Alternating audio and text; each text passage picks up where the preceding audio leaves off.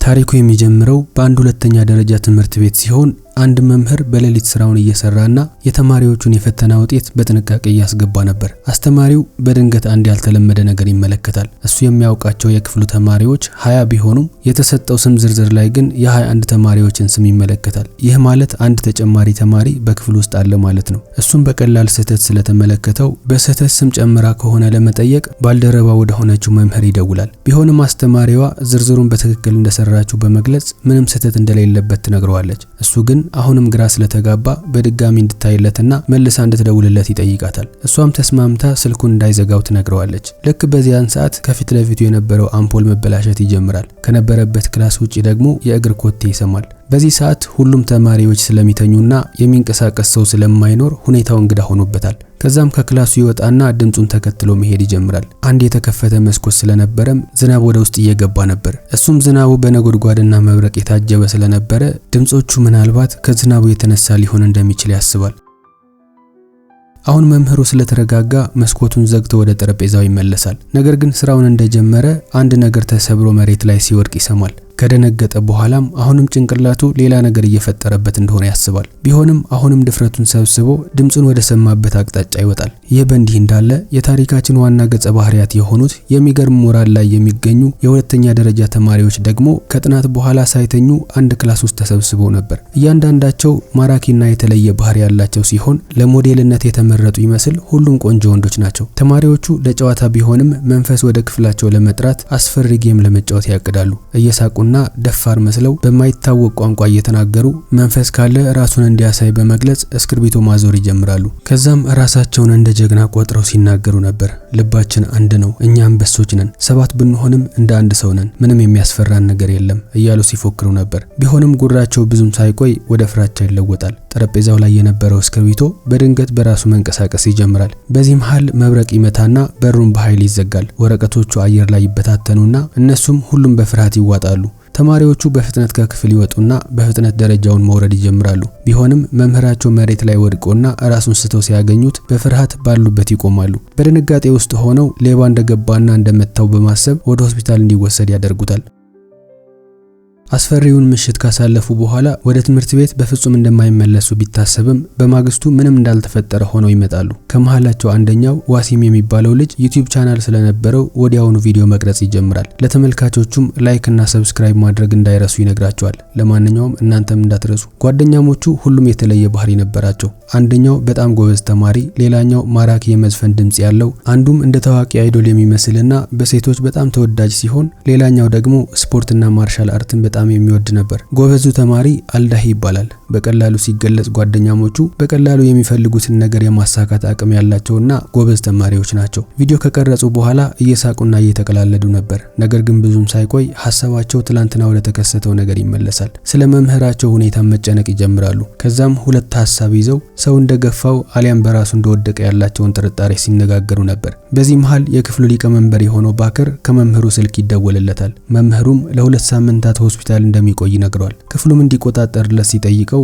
እሱም ኃላፊነቱን በአግባቡ እንደሚወጣ ቃል ይገባለታል። በኋላ ላይ የሚዘፍነው ተማሪ ከዚህ ቀደም የቀዳውን ዘፈን በላፕቶፕ ላይ ከፍቶ ማዳመጥ ይጀምራል። ቢሆንም አንድ እንግዳና ከዚህ በፊት ሰምቶት የማያውቀውን ድምጽ ከዘፈኑ ጋር ተቀላቅሎ ይሰማል። ጓደኞቹ ፕራንክ እያደረጉት ስለመሰለው የማን ድምጽ እንደሆነ ይጠይቃቸዋል።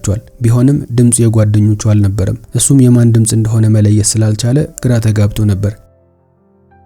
ከዚያም ባከር ሁሉንም ይሰበስባቸውና መምህራቸው ለ2 ሳምንታት እንደማይመጣ ይነግራቸዋል። ተማሪዎቹ ከመጨነቅ ይልቅ ባገኙት ነፃነት ይደሰታሉ። ባከር የትምህርቱን ርዕስ ሰሌዳ ላይ መጻፍ ሲጀምር ሁሉም ተማሪዎች ቀድሞ ከክፍሉ እየወጡ ነበር። በኋላ ላይ አንደኛው ተማሪ ለሁሉም አንድ ላይ ጁስ ለማምጣት ይሄዳል። ሰራተኛው ደግሞ ለሁሉም አንድ እንዲደርሳቸው በማሰብ 21 ጣሳ ቆጥሮ ይሰጠዋል። ልጁ ግን የሆነ ልክ ያልሆነ ነገር እንዳለ እንደተረዳ ፊቱ ላይ ያስታውቅበት ነበር። ተጨማሪው ተማሪ ማን ነው እያለ ሲያስብ ነበር። ቢሆንም ነገሩን በመተው ምግብ ሊበላ ከጓደኞቹ ጋር ወደ ካፌ ይሄዳል። ዘፋኙ ተማሪም አሁን ድረስ በቀደም በሰማው ድምጽ ግራ ተጋብቶ ነበር። የክላሱ ሊቀመንበር የሆነው ባከር ምግቡን ጨርሶ ለመመለስ ሲሄድ አንድ ተጨማሪ ሳህን ምግብ ተዘጋጅቶ ሳይነካ እንደተቀመጠ ይመለከታል። አሁንም የሆነ ችግር እንዳለ ይረዳል። በስፖርት ክፍለ ጊዜ ላይ ደግሞ ከሌላ ክፍል ተማሪዎች ጋር የእግር ኳስ ጨዋታ ነበራቸው። በዚህ ጊዜ ጎበዝ ተማሪ የሆነው አልዳሂ 11 ሰው እንደሞሉና እሱ እንደማያስፈልጋቸው በመግለጽ ትቷቸው ይሄዳል። እነሱ ግን እየሳቁበት ጨዋታውን ያለሱ ይጀምራሉ። አስቸጋሪ ከነበረው ጨዋታ በኋላ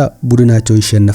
ባከር ስለተሸነፉ እየቀለደባቸው አሁንም አንድ ተጨማሪ ያልተለመደ ነገር ያስተውላል። ቆይ ግን 12 አልነበርንም ሲላቸው ሌሎቹ እርስ በራሳቸው ይተያያሉ። አንደኛው ደግሞ አይደለም 2 ተጫዋቾች ይጎድለን ነበር፣ የተጫወትነው 9 ብቻ ነበርን ሲል ይናገራል። ባከር በድንጋጤ ባለበት ቆሞ ይቀራል። ሁኔታው ምንም ስሜት እየሰጠው አልነበረም። ወደ ክፍል ተመልሰው ክስተቱን ለማስታወስ ሲሞክሩ በጨዋታው መሃል ማንም እንዳልወጣባቸው ያረጋግጣሉ። በዚህ መሃል ሌላ ተማሪ ጁስ እንዳልደረሰው ይናገራል። ያመጣው ተማሪ ግን ለሁሉም የሚበቃ እንዳመጣ ይናገራል። ከዛም በድጋሚ ለመቁጠር ሲሞክሩ በድምሩ 21 ተማሪ እንደሆኑ ያረጋግጣሉ። በማግስቱ ባከር ጠረጴዛው ላይ ተቀምጦ የተማሪዎችን ስም ዝርዝር በድጋሚ ይመለከታል። መሆን የነበረባቸው 20 ተማሪዎች ብቻ ሲሆን ስም ዝርዝሩ ግን 21 ተማሪ ያሳያል። ከዚህ በኋላ ብዙ ነገሮችን ማሰብ ይጀምራል። መጀመሪያ ላይ ስለተጫወቱት ጌም፣ ምግብ ቤቱ ላይ ስላየው ተጨማሪ ምግብና ስህተት ስለነበረው የተጫዋቾች ቁጥር ያስባል። እዚህ ላይ ድንገት እውነታው ይረዳና መንፈሶቹ እኮ ምግብ አይበሉም ሲል ብቻውን ይናገራል። ቀስ በቀስ ሁኔታውን ካገናዘበ በኋላ በክፍላቸው ውስጥ መንፈስ እንዳለ ድምዳሜ ላይ ይደርሳል። ከዛም የክፍል ጓደኞቹን ይሰበስብና አጠቃላይ የተማሪዎቹ ብዛት 20 እንደሆነ በመግለጽ አሁን ግን 21 ስለሆኑ በመሃላቸው አንድ መንፈስ እንዳለ ይነግራቸዋል። በተጨማሪም ማየት የሚችሉት እነሱ ብቻ እንደሆኑና መምህራኖቹ መንፈሱን ማየት እንደማይችሉ ይነግራቸዋል። ሌሎቹ ግን እየቀለደ ስለመሰላቸው በቀልድ መልክ ይስቃሉ። እሱ ግን አሁንም እርግጠኛ በመሆን ይነግራቸዋል። በዚህ መሃል ዘፋኙ ተማሪ ድንገት የቀዳውን ዘፈን በሙሉ ድምጽ ይከፍቷል። ከዛም ያልተለመደና ከሰው ድምጽ ወጣ ያለ ድምጽ በክፍሉ ያስተጋባል። አሁን ግን ሁሉም ፍርሃት ይሰማቸዋል። ባከር የተናገረው ትክክል እንደሆነም ያስባሉ። አንደኛው ተማሪ የሚነሳና መንፈሱ ትናንትና ኳስ አብሯቸው ተጫውቶ ሊሆን እንደሚችል በመግለጽ አስተውለው ከሆነ ይጠይቃቸዋል። ከዛ በኋላ ድምጹን ከፍ በማድረግ አንተ መንፈስ ይሰማሃል? እዚህ ካለህ ራስህን አሳይ፣ ካልሆነ ግን በሁሉም ሰው ላይ ጨው መነስነስ ልጀምር ነው በማለት ይናገራል። አሁን በክፍሉ ለአፍታ ጸጥታ ሰፍኗል። ቢሆንም ምንም ነገር አልተፈጠረም። ልጆቹ በመሃላቸው ስለተደበቀው ነገር ሳይረዱ በጭንቀት ይተያያሉ። መምህራቸው ጋር ደውለው እርዳታ ለመጠየቅ ቢያስቡም አሁን መምህራቸው ሕክምና ላይ እንደሆነ ያስታውሳሉ። አንደኛው ተማሪም ሁኔታውን በራሳቸው መንገድ መፍታት እንዳለባቸው ይናገራል። የቀሩት ተማሪዎች ግን ነገሩን ከቁም ነገር ስላልወሰዱት እርስ በራሳቸው መቀላለድ ይጀምራሉ። አንደኛው ተማሪ የስፖርተኛውን ተማሪ ጀርባ እየጠቆመ እዩት መንፈሱን ከኋላው ነው ይላቸዋል። እሱም በድንጋጤ ዘሎ ሲነሳ ከኋላው ምንም ነገር አልነበረም። ሌሎቹ ግን በሳቅ እየፈረሱ ነበር። በዚያች ምሽት የተወሰኑ ተማሪዎች እውነቱን ለማወቅ ቆርጠው ስለተነሱ አንድ ላይ ይሰበሰባሉ።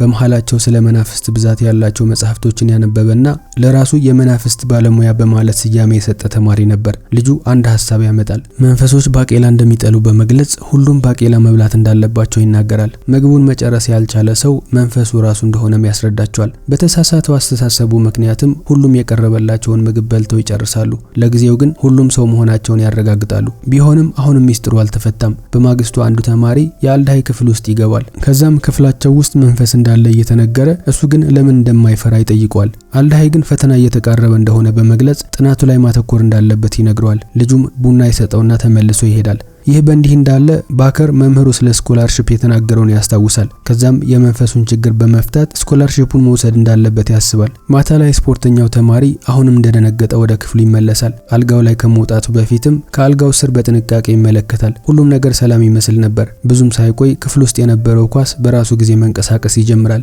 ልጁም በድንጋጤ ባለበት ደርቆ ይቀራል። ነገር ግን አጋጣሚ እንደሆነ በማሰብ በግድ ለመሳቅ እየሞከረ ነበር። ከዛም ከጎኑ የነበረው ብርድ ልብስ መንቀሳቀስ ሲጀምር ደንግጦ ይጮሃል። ነገር ግን አሁንም የጓደኞቹ ፕራንክ ነበር። እሱም በፍርሃት ልቡ በፍጥነት እየመታ የነበረ ቢሆንም አብሯቸው ለመሳቅ እየሞከረ ነበር።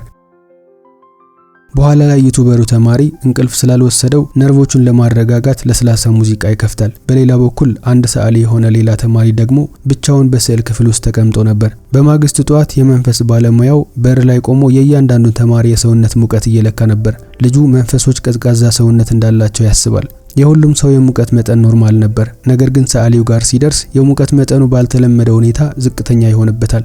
እሱም ቴርሞሜትሩ የተበላሸ ስለመሰለው በእጁ ይነካዋል። ነገር ግን የሰዓሊው እጅ እንደ በረዶ ቀዝቃዛ ሆኖ ያገኘዋል። የልጁን ሕይወት አልባ ገጽታ ሲመለከት ፍርሃት ሰውነቱን ይወረዋል። መንፈሱን እንዳገኘው ቢጠረጥርም አሁን ለማንም መናገር አልፈለገም። በኋላ ላይ ዩቲዩበሩ በስዕል ክፍሉ በኩል ሲያልፍ አሁንም ያ ተማሪ ብቻውን ተቀምጦ ስዕል እየሳለና እየተናገረ የሆነ ያልተለመደ የእጅ እንቅስቃሴ ሲያደርግ ያገኘዋል። እሱም ቪዲዮ ይቀርጸውና ዩቲዩብ ላይ ለመፖስት ያስባል። ወደ ክፍሉ ሲመለስ ርዕሰ መምህሩ አንድ ትምህርታዊ ቪዲዮ ይከፍትላቸዋል። በቪዲዮ መሃል አንድ መንፈስ የሚመስል ነገር ስክሪኑ ላይ ይመጣና ሁሉም ይደነግጣሉ። ስፖርተኛው ተማሪ ደግሞ ከወንበሩ ሊዘል ሲል አንደኛው ጓደኛው እየሳቀ ቀልድ እንደነበረ ይናገራል። አልዳሂ ግን ፈተና እየደረሰ እንደሆነ በመግለጽ የመንፈስ ታሪካቸውን ማቆም እንዳለባቸው ይነግራቸዋል። ቢሆንም እሱን ማንም የሰማው አልነበረም።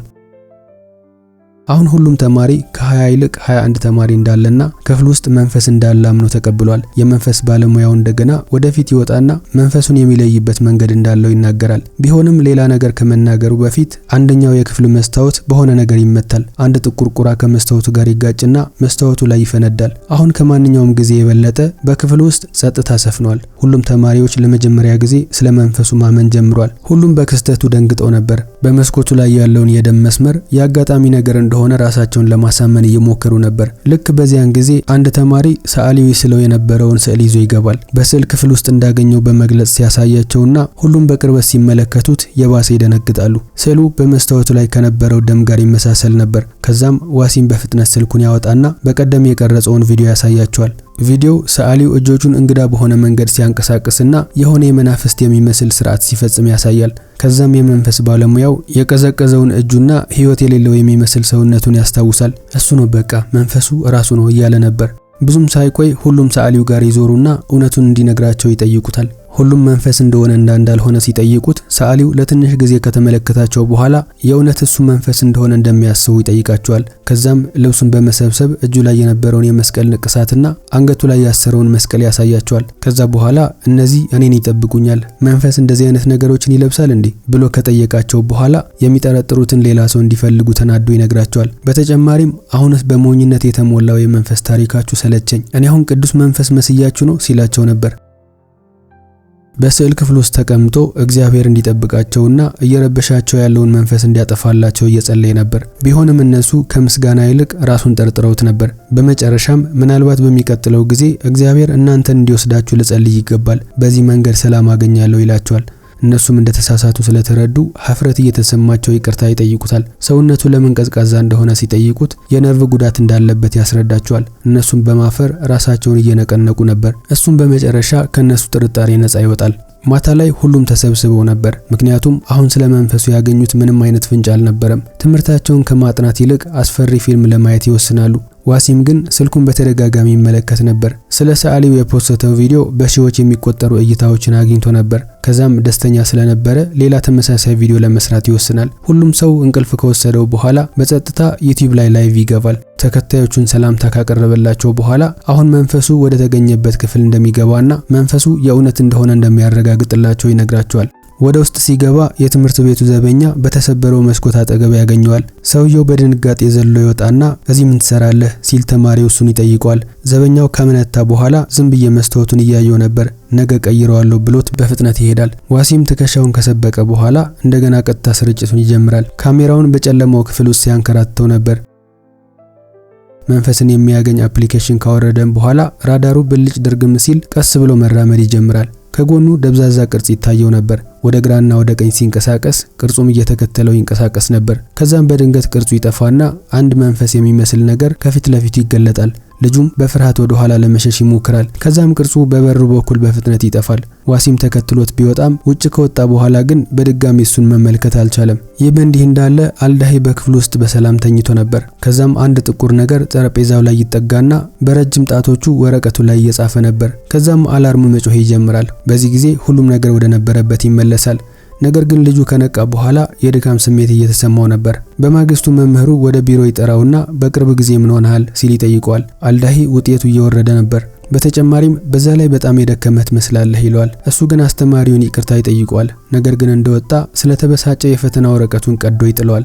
የትምህርት ውጤቱ እየወረደ የመጣው የመንፈሱ ጉዳይ ከተነሳ ጀምሮ እንደሆነ ያውቅ ነበር። በኋላ ላይ አንድ ጓደኛው አያቱ ስለ መናፍስቶች ዕውቀት እንዳላት በመግለጽ መንፈስ የሚያስወግድ መድኃኒት እንደሚያመጣለት ቃል ይገባለታል። በዚያ ምሽት ተማሪዎቹ ለትምህርት ቤቱ ዘበኛ ሰላምታ ሲያቀርቡለት እሱም አይኖቻቸውን ለመሸሽ እየሞከረ በጭንቅላቱ ብቻ ሰላምታ ይሰጣቸዋል። ክላስ ውስጥ የመንፈስ ባለሙያ የሆነው ተማሪ መሬት ላይ ጨው በትኖ ነበር። ባከርም በንዴት ገብቶ ስልኩን ጠረጴዛ ላይ ከወረወረው በኋላ ዋሲምን የሆነ ቪዲዮ ያሳየው ቪዲዮን ፖስት በማድረጉ ትምህርት ቤታቸው እንዳጋለጠው ይናገራል። ዋሲም ግን የማንንም ሰው ፊት እንዳላሳየ በመግለጽ ለመከራከር እየሞከረ ነበር። ቢሆንም ባከር አንገቱን በመያዝ ችግር ውስጥ ከመግባታቸው በፊት ቪዲዮን ማጥፋት እንዳለበት ይነግረዋል። ተማሪዎቹ እያንዳንዱን እንግዳ ክስተት በመንፈሱ ላይ ሲያላኩ በክፍል ውስጥ ውጥረት እየነገሰ ይሄዳል።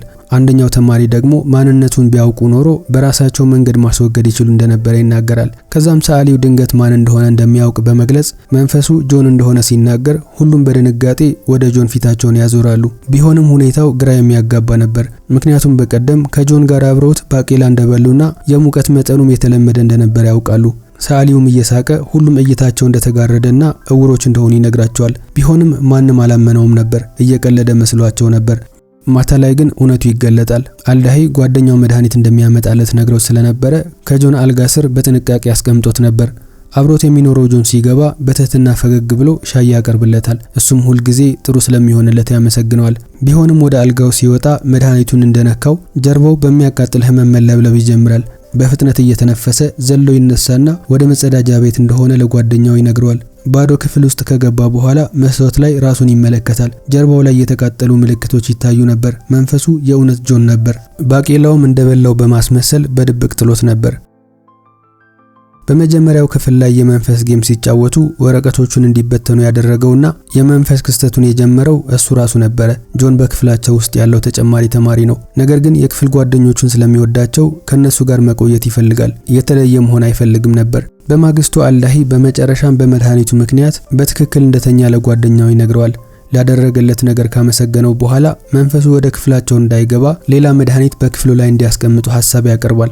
ጓደኛው ሌላ መድኃኒት ሲጠይቃት አያቱ ግን ጠንቋይ እንደሆነች ለማንም እንዳይናገር ታስጠነቅቀዋለች። ከአይዶሉ ተማሪ በስተቀር አሁንም ሁሉም ተማሪዎች ተጨንቀው ነበር። እሱ ግን ከሴት ጓደኛው ያገኘውን አሻንጉሊት ይዞ ይገባል። ጓደኞቹ ቢቀልዱበትም እሱ ግን በደስታ ከሱ ጋር ፎቶ እንዲነሱ ይጠይቃቸዋል። በእረፍት ጊዜ ተማሪዎቹ ወደ ካፌ ይሄዳሉ። አንደኛው ተማሪ በአጋጣሚ ጆንን ጀርባው ይነካዋል። እሱም በህመም ካቃሰተ በኋላ የእግር ኳስ ሲጫወቱ እንደወደቀ ይነግራቸዋል። ይህ በእንዲህ እንዳለ ዋሲም አሁንም በባዶ ክፍል ውስጥ ላይቭ ይጀምራል። መንፈስ ለማየት የሚያስችለውን አፕሊኬሽን እየተጠቀመ ቢሆንም አሁን ግን እንደባለፈው የሚታየው ነገር አልነበረም። ተከታዮቹም ደስተኛ አልነበሩም። እሱም ስለተበሳጨ ላይቭን ያቋርጠዋል። አሁን ዋሲም የተከታዮቹን ትኩረት ለመመለስ ሌላ አዲስ ነገር ማሰብ ይጀምራል። በኋላ ላይ አንዲት ወጣት መምህር ትመጣለች። ተግባቢና ደግ ለመምሰል እየሞከረች ነበር። ቢያንስ አንዱ ተማሪ በሷ እንዲማረክ ትፈልግ ነበር። ቢሆንም ርዕሰ መምህሩ ይመጣና የሆነ ሰው የመኪናውን መስታወት እንደሰበረ ይነግራታል። ድንገት ደስታዋ ከፊቷ ይጠፋል። በንዴት ተማሪዎቹ ላይ ትጮህባቸውና ከክፍሉ ትወጣለች። ትክክለኛ ማንነቷን አሳይታቸው ከወጣች በኋላ ተማሪዎቹ ደንግጠው ነበር። ልክ በዚያን ጊዜ ከፊታቸው የነበረው የኤሌክትሮኒክስ መሳሪያ በራሱ ጊዜ መስራት ይጀምራል። አንዱ ተማሪም ተነስቶ ያጠፋዋል። ቢሆንም አሁንም ፍጥነቱ ጨምሮ መልሶ በራሱ ጊዜ ይበራል። አሁን ሁሉም ፍርሃት ይሰማቸውና መንፈሱ እንደሆነ ያስባሉ። ጆንም በሐሰት እየተከሰሰ እንደሆነ ስለተሰማው እሱ ምንም እንዳላደረገ እያሰበ ተናዶ መሬት ላይ ይጥለዋል። ቢሆንም አሁንም መስራቱን ይቀጥላል። ሁኔታው ያቀነባበረው ዋሲም ነበር። የነሱን ሁኔታ ተደብቀው ከቀረጸው በኋላ ቻናሉ ላይ ፖስት ማድረግ ፈልጎ ነበር። ውጭ ላይ ከወጣ በኋላ ከኪሱ ሪሞት ያወጣና መሳሪያውን ያጠፋዋል። የክፍል ጓደኞቹ በፍርሃት መንፈሱ እንደተናደደ እያሰቡ ነበር። ጆን ግን ሁኔታው የማይቻል እንደሆነ ያስባል። ዋሲም አሁንም እነሱን ፕራንክ ማድረጉን ይቀጥላል። በእረፍት ጊዜ ደግሞ ከፊት ለፊታቸው ስዕል መጣልን ጨምሮ ሌሎች አስፈሪ ነገሮችን ይፈጽማል። ተማሪዎቹም በተንኮሉ ስለሰለቻቸው መንፈሱን የበለጠ መጥላት ይጀምራሉ።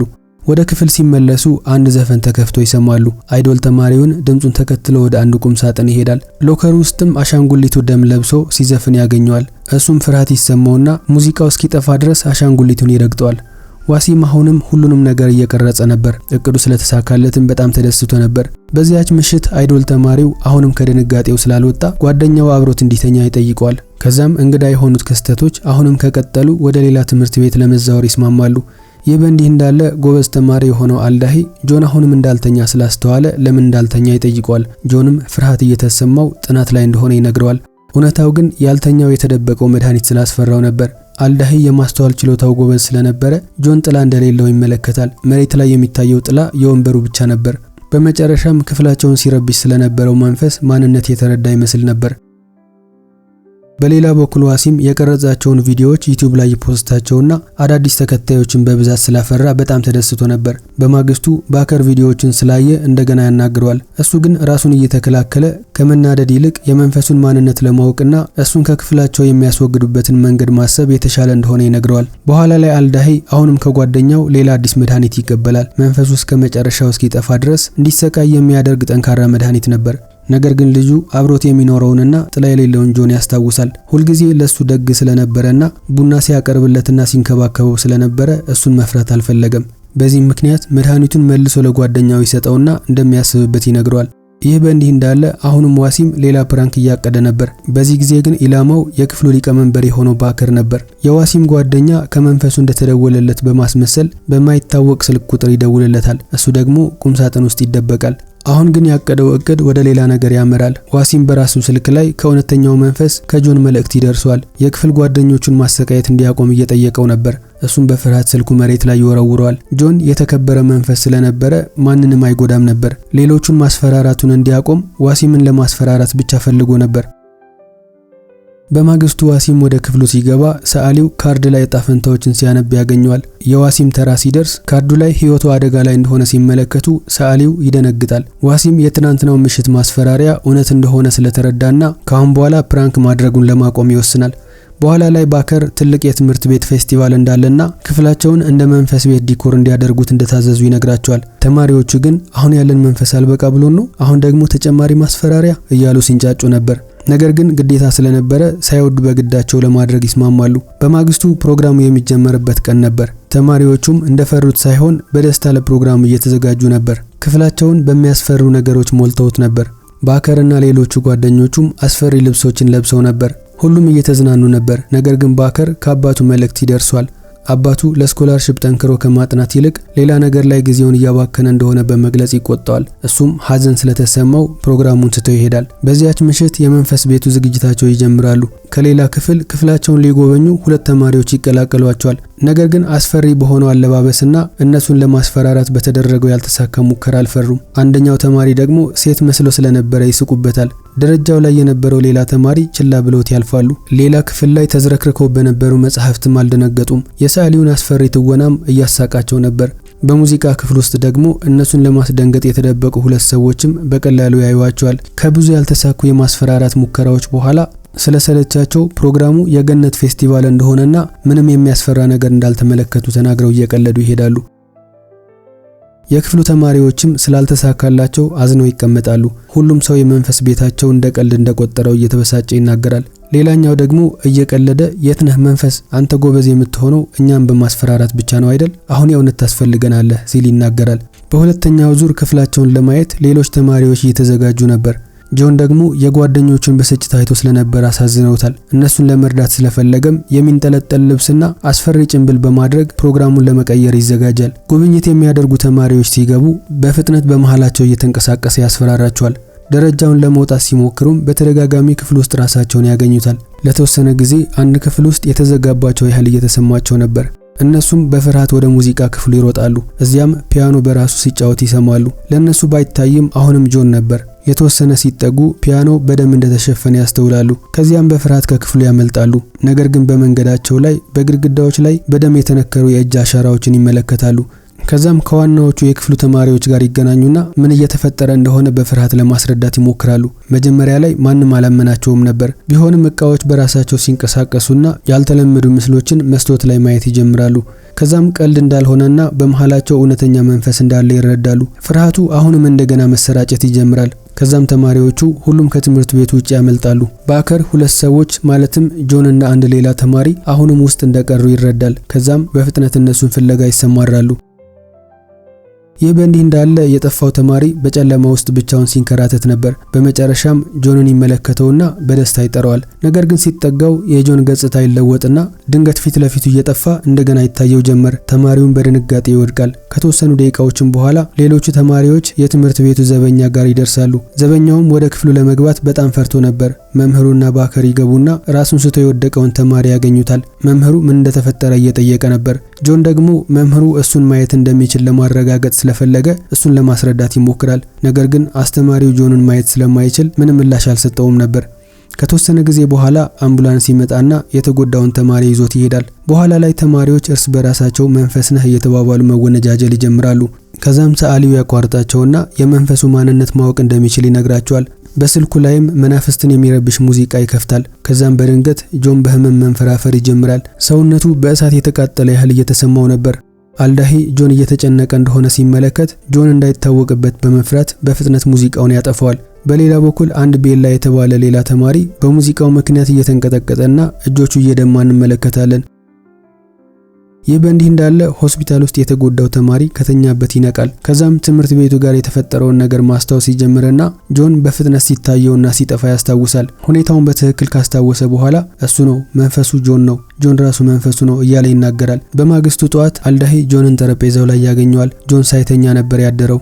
እሱም የጥፋተኝነት ስሜት ስለተሰማው ከጆን አልጋ ስር ያስቀመጠውን የመከላከያ መድኃኒት ያነሳዋል። በኋላ ላይ ጆን ሆስፒታል ሄዶ የተጎዳው ተማሪን ካየው በኋላ እያገገመ ስለሆነ እፎይታ ተሰምቶታል። የተማሪው አባት ግን ልጁ ከራሱ ጋር ሲያወራ ካየ በኋላ ዶክተር ለመጥራት በፍጥነት ይሄዳል። አባቱ ጆንን ማየት አልቻለም ነበር። ጆን ተማሪውን ይቅርታ ሲጠይቀው ተማሪው እየተንቀጠቀጠ እያለቀሰ ነበር። በሌላ በኩል ባከር የጥፋተኝነት ስሜት ስለተሰማው መምህሩን ያገኘውና ኃላፊነቱ በትክክል እንዳልተወጣ ይነግረዋል። መምህሩ ግን መንፈስ የሚባል ነገር እንደሌለ በመግለጽ የወደቀው አንደኛው የክፍሉ ተማሪ ስለገፋው እንደሆነ ይናገራል። ባከር ግን እሱ የተናገረውን መቀበል አልፈለገም። የመንፈሱ ጉዳይ እውነት እንደሆነ ለማረጋገጥ ይወስናል። በኋላ ላይ ጆን በትምህርት ቤቱ ጣሪያ ላይ ብቻውን ቆሞ በሐዘን ተውጦ ነበር። አልዳሂም እሱ ጋር ይሄዳል። ከዛም ሁሉንም ነገር እንደሚያውቅና በክፍላቸው ውስጥ ያለው መንፈስ እሱ እንደሆነ ይነግረዋል። መስኮት ላይ የነበረውን የራሱ ነጸብራቅ እየጠቆመ የራሱ እንደሚታይ የጆን ግን እንደማይታይ ይናገራል። አሁን ጆን እንደታወቀበት ተረድቷል። አልዳሂ ግን አሁንም ሁሉ ጊዜ ጓደኛው እንደሚሆን ነገር ግን ፍርሃት እየተሰማቸው ስለሆነ ለሁሉም ተማሪዎች እውነቱን መናገር እንዳለበት ያስረዳዋል። ቢሆንም በሚያሳዝን ሁኔታ ባከር ሁሉም ነገር እየሰማ ነበር። በማግስቱ ባከር ሌሎች ተማሪዎችን ጆንን እያመላከተ እያዩት ከሆነ ይጠይቃቸዋል። ቢሆንም ጆን ለነሱ እየታያቸው አልነበረም። እሱም በመጨረሻም ድንጋጤ እየተሰማው ጆን መንፈስ እንደሆነ እውነታውን ይቀበላል። ወደ ክፍል ከገባም በኋላ ጆን ጋር እየጠቆመ መንፈሱ ጆን ራሱ እንደሆነ ይነግራቸዋል። ክፍሉ ለተወሰነ ጊዜ በጸጥታ ተሞልቶ ነበር። ባከር ግን አሁንም እውነቱን መናገር እንዳለበትና መንፈሱ ራሱ እንደሆነ ማመን እንዳለበት ይናገራል። ቢሆንም ጆን ምላሽ ሳይሰጣቸው ዝምታን መርጧል። የትምህርት ቤቱ ዘበኛም ጆንን ወደ መምህሩ ሊወስደው ይገባል። ነገር ግን ተማሪዎቹ መንገዱን ይዘጉበታል። በዚህ መሃል በድንገት መብራቶቹ ብልጭ ድርግም ብለው ይጠፋሉ። በጨለማ ውስጥ የጆን ቅርጽ መለወጥ ይጀምራል። በሚያስተጋባ ድምጽም አዎ እኔ መንፈስ ነኝ ሲል ይናገራል። መብራቶቹ ሲመለሱ ፊቱ ላይ የፍርሃት ምልክት ይታይበት ነበር። ቢሆንም በተረጋጋ መንፈስ ላይ ነበር። ከዛም የራሱን ታሪክ መናገር ይጀምራል። ከ10 ዓመት በፊት የዚህ ክፍል ተማሪ ነበር። አሁን ዘበኛ የሆነው አባቱ ደግሞ የዛኔም በትምህርት ቤቱ ይሰራ ነበር። ከተወሰነ ጊዜ በኋላ ይታመምና በሽታው መድኃኒት ስላልነበረው ይሞታል። ወደ ክፍሉ የተመለሰው ደግሞ እንደገና ክፍሉ ስለናፈቀው ጓደኞችን ማፍራት ስለፈለገና እንደገና ህይወት ምን እንደሚመስል እንዲሰማው ስለፈለገ እንደሆነ ይነግራቸዋል። ማንንም ለመጉዳት አስቦ እንደማያውቅና ብቻውን መሆን እንዳልፈለገም ይነግራቸዋል። አሁን ተማሪዎቹ በፍርሃትና ርህራሄ መሃል ተከፋፍለዋል። ነገር ግን አሁንም ተናደውበት ስለነበረ ባደረጋቸው ቀልዶች ምክንያት ተማሪውን ስለጎዳው ይከሱታል። ጆን አሁንም ጥፋት እንዳልሰራ ለመናገር ቢሞክርም እነሱ ግን የማዳመጥ ፍላጎት አልነበራቸውም። አንደኛው ተማሪ ደግሞ መንፈስ ከክፍላችን ውጣ እያለ መጮህ ይጀምራል። ዘበኛው ደግሞ የልጁን የመጨረሻ ምኞት ለመፈጸም የጆንን አመድ ወደ ክፍሉ ያመጣበትን ሁኔታ እያስታወሰ ደረጃው ላይ ተቀምጦ እያለቀሰ ነበር። አመዱን ሲያመጣው ልጁ ማንም የማይመለከተው መንፈስ ሆኖ እንደሚቀር አላወቀም ነበር። ማታ ላይ ተማሪዎቹ በሐሳብ ተከፋፍለው ነበር። አንዳንዶቹ ጆንን ማባረር ሲፈልጉ፣ ሌሎቹ ደግሞ የጥፋተኝነት ስሜት እየተሰማቸው ነበር። በማግስቱ ጆን ወደ ውስጥ ለመግባት ፈርቶ ከሩቅ ይመለከታቸው ነበር። ጎበዝ ተማሪ የሆነው አልዳሂ ግን ጆን ክፋት እንደሌለው በመግለጽ እንዲባረር እንደማይፈልግ ይናገራል። ከዛም ተማሪዎቹ የተጎዳውን የክፍል ጓደኛቸውን ለማየት ሕክምና ይሄዳሉ። እሱም ጆን ለጉዳቱ ጥፋተኛ እንዳልሆነና በራሱ ጊዜ እንደወደቀ ይነግራቸዋል። በኋላ ላይ ተማሪዎቹ ጆን ላይ ለመወሰን ድምጽ ይሰጣሉ። የሰጡት ድምጽም እኩል ነበር። በዚህ መሃል ከሕክምና የወጣው ልጅ ይመጣና ጆን እንዲቆይ ወሳኙን ድምጽ ይሰጣል። አሁን ተማሪዎቹ ጆንን በደስታ ይቀበሉታል። በኋላ ላይ መምህሩ የተማሪዎቹን ዝርዝር ሲመለከት ተጨማሪውን ስም ያስተውላል። የቆዩ መዝገቦችን ሲፈልግ ከቆየ በኋላ ጆን ከ10 ዓመት በፊት የክፍል ጓደኛው እንደነበረና የዛኔ የሞተው ልጅ ራሱ እንደነበረ ይገነዘባል። አሁን መምህሩ መንፈሱ እውነት እንደሆነ አምኖ ተቀብሏል። ከዛ በኋላ ካሁን በፊት በሱ ምክንያት ስለተጎዳ ይበሳጭና ጆንን ሊያናግረው ይሄዳል። ጆንም መምህሩ እሱን ማየት የቻለው ካሁን በፊት የክፍል ጓደኛው ስለነበረ ብቻ እንደሆነ ይናገራል። ቢሆንም መምህሩ ከክፍል መውጣት እንዳለበት ይነግረዋል። ጆን ግን ለመሄድ ፈቃደኛ ሳይሆን ይቀራል። መምህሩም ከሱ ጋር የሚገናኝ ማንኛውንም ተማሪ እንደሚያስወድቅ በመግለጽ ተማሪዎቹን ያስፈራራቸዋል። ተማሪዎቹም ፍርሃት ይሰማቸውና የጆንን ወንበር አስወግደው እሱን ችላ ማለት ይጀምራሉ። የጆን አባት የሆነው ዘበኛው ደግሞ ከስራው እንዲባረር ያደርጉታል። ጆንም አባቱ ሲወጣ በሐዘን እየተመለከተው ነበር። አሁን እንደገና ብቻውን የቀረው ጆን ከክፍል ጓደኞቹ ጋር ለመነጋገር እየሞከረ ነበር። ነገር ግን በሄደበት ቦታ እሱ እንደሌለ አስመስለው ነበር። የቅርብ ጓደኛው የሆነው አልዳሂም የይቅርታ ማስታወሻውን አስቀምጦለት ይርቀዋል። ከተወሰነ ጊዜ በኋላ መስታወት ላይ ሲመለከት ጆን ሰውነቱ እየደበዘዘ እንደመጣ ያስተውላል። ከተወሰነ ጊዜ በኋላም ሙሉ በሙሉ እንደሚጠፋ ያስባል። በማግስቱ መምህሩ ጆን ስም ዝርዝሩ ላይ እንደሌለ ይመለከትና እንደጠፋ ያስባል። ጆን ግን ለመቆየትና ጓደኞቹን በድብቅ ለመጠበቅ ይወስናል። ከዛ በኋላ ምሳ ከወደቀ ሲያነሳላቸው ቅዝቃዜ ከተሰማቸውም መስኮቱን ሲዘጋላቸው ይቆያል። ዋሲም በሚቀርጻቸው ቪዲዮዎች ደግሞ በድብቅ ቪዲዮ ላይ በመታየት ተወዳጅ እንዲሆኑ እየረዳው ነበር። ጎበዝ ተማሪ ለሆነው ጓደኛው ደግሞ እንደተለመደው ቡና ያመጣለት ነበር። በመጨረሻም ተማሪዎቹ አሁንም በመሃላቸው እንዳለ ስላስተዋሉ በሐዘኔታ ልባቸው ይነካል። ባከርም በጥፋተኝነት ስሜት ተሞልቶ አብረው ያሳለፉትን የደስታ ጊዜ ማስታወስ ይጀምራል። ማታ ላይ የጆን ምስል ከቡድን ፎቶአቸው ላይ እየደበዘዘ እንደሆነ ያስተውላሉ። በማግስቱ መምህሩ ጆንን ለማስወገድና የተበተነውን አመድ ለማጥፋት አንድ ጠንቋይ ይዞ ይመጣል። ቢሆንም ባከር እሱን ለመከላከል ጣልቃ ሲገባ ተማሪዎቹም ይከተሉታል። ጆን ሁልጊዜም ሲረዳቸው እንደነበረና እነሱን እንዳልጎዳቸው ስላሰቡ መምህሩ እንዲጎዳው አልፈቀዱም። በውጤት የመውደቅ ማስፈራሪያ ቢደርስባቸውም በሐሳባቸው ጸንተው ይቆማሉ። በዚያን ቅጽበት ጆን ፈገግ እያለ ይታያል። ባከርም ይቅርታ ጠይቆት ሁልጊዜ ጓደኛቸው እንደሚሆን ይነግረዋል። የጆን ሰውነትም እንደገና በትክክል መታየት ይጀምራል። ተማሪዎቹም እሱን ለማቀፍ ይሮጣሉ። ጆን እስከ ምረቃ ድረስ እንዲቆይም መምህሩን ይለምኑታል። መምህሩን በመጨረሻ ስላሳዘነው ባቀረቡለት ሐሳብ ይስማማል። ከዚያን ጊዜ ጀምሮ የጆን ስም ከሌሎቹ ተማሪዎች ጋር ሲጠራ ነበር። በሁሉም ነገር ውስጥም ይካተት ነበር። ጓደኞቹ ይረዳ ነበር። እስከ ምረቃ ቀን ድረስም ስፍር ቁጥር የሌላቸው የደስታ ትዝታዎችን ያሳልፋሉ። በመጨረሻም ሁሉም ተማሪዎች ያልፋሉ። ከጆን ጋር ደግሞ በመሃላቸው ሆኖ እየሳቀ የመጨረሻ አንድ ፎቶ ይነሳሉ። በመጨረሻም ህልሙን ካሳካ በኋላ በሰላም በራሱ ጊዜ ሲያርፍ ያስመለከተን ታሪካችን እዚህ ላይ ይጠናቀቃል። ፍቅር ሲበዛም ጥሩ ስላልሆነ አንዳንዴ እንደዚህ አይነት ፊልሞችን ማየት መልመድ አለብን። ታሪኩን እንደወደዳችሁት አልጠራጠርም። ከወደዳችሁት ቪዲዮን ላይክ ማድረግ እንዳትረሱ። የቻናሉን ቤተሰብ መቀላቀል ከፈለጋችሁ ደግሞ ቻናሉን ሰብስክራይብ ማድረግ ትችላላችሁ። በሚቀጥለው ቪዲዮ በሌላ ታሪክ እስክንገናኝ በያላችሁበት ሰላማችሁ ይብዛልኝ። ባይ ባይ።